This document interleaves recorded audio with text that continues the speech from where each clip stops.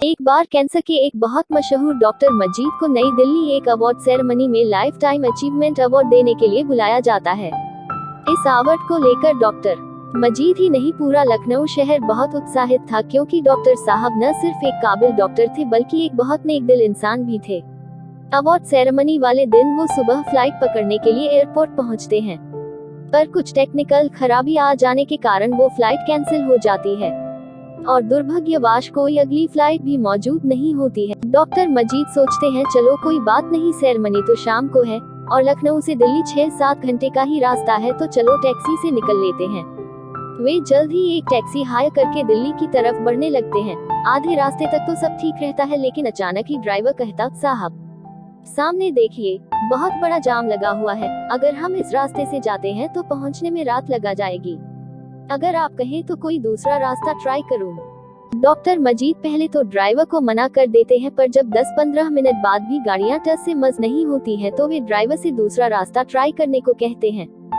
Driver अपने अंदाजे पर गाड़ी सर्विस लेन पर ले लेता है और जो पहले कट मिलता है उससे बाईं तरफ मुड़ जाता है।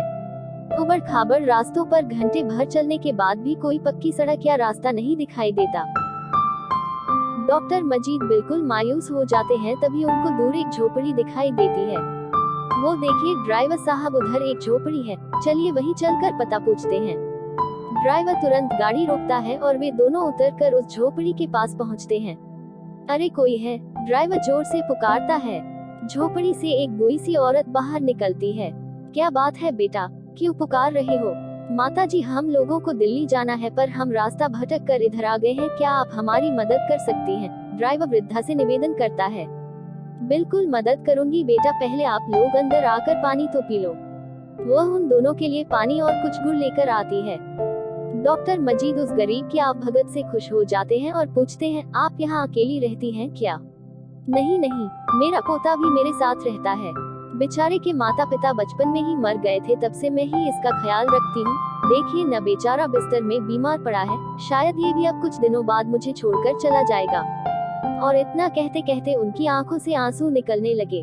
डॉक्टर मजीद आगे बढ़ते हैं और वृद्धा को ढांढस बंधाते हुए कहते हैं, कुछ नहीं होगा, इसे बताइए क्या हुआ है इस नन्हे बालक को?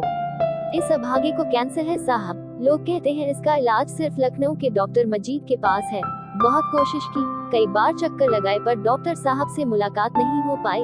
अब तो सब कुछ कृष्णा पर छोड़ दिया है, अगर मैंने सच्चे मन से उसे माना होगा तो एक दिन वो मेरी मदद जरूर करेगा। इतना सुनते ही डॉक्टर मजीद का गला रूंध गया, आंखों में नमी आ गई। वे पूरे दिन के घटनाक्रम को सोचने लगे कि कैसे बुढ़िया का यकीन हकीकत बन गया, कैसे उस ऊपर वाले ने अपने बंदे के उन्हें यहाँ भेजा। गहरी सांस लेते हुए वे बोले, मैं ही हूँ डॉक्टर मजीद, आपके कृष्णा ने ही मुझे यहाँ भेजा है। चलिए मेरे साथ, हम आज से ही इस बालक का इलाज शुरू करेंगे।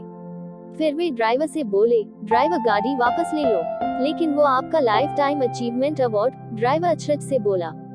लाइफ टाइम अचीवमेंट अवार्ड कभी भी किसी की लाइफ से जरूरी नहीं हो सकता है। जैसा मैं कहता हूँ वैसा करो। और सभी गाड़ी में बैठकर लखनऊ वापस लौट गए।